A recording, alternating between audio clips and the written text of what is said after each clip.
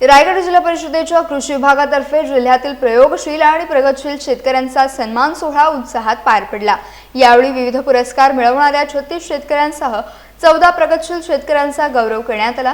जिल्हा परिषद अध्यक्ष मंगेश वाकडीकर, कृषी व पशुसंवर्धन सभापती वैकुंठ पाटील, मुख्य कार्यकारी अधिकारी नेहा भोसले यांच्यासह पदाधिकारी आणि अधिकारी यावेळी उपस्थित होते।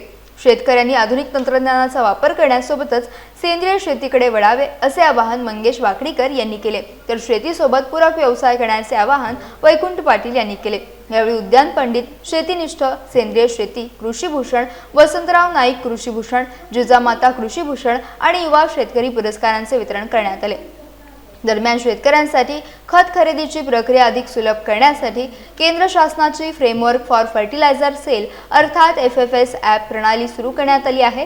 या माध्यमातून शेतकऱ्यांना घर बसल्या उपलब्ध खत साठ्याची माहिती घेऊन आवश्यक खताची खरेदी करता येणार आहे।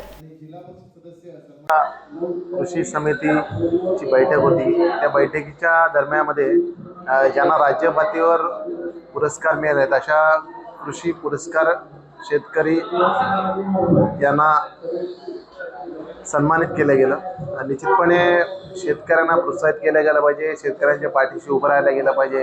हे केंद्र सरकारची भूमिका आहे, राज्य सरकारची भूमिका आहे। निश्चितपणे जिल्हा परिषदेच्या माध्यमातून प्रत्येक शेतकऱ्याला न्याय मिळाला पाहिजे आणि त्यांना येत्या काळामध्ये त्यांना प्रगतिशील होण्यासाठी, त्यांना शेतीमध्ये जास्तीत जास्त पीक घेण्यासाठी प्रोत्साहित केले पाहिजे। याच्या माध्यमातून आम्ही हा कार्यक्रम घेतो।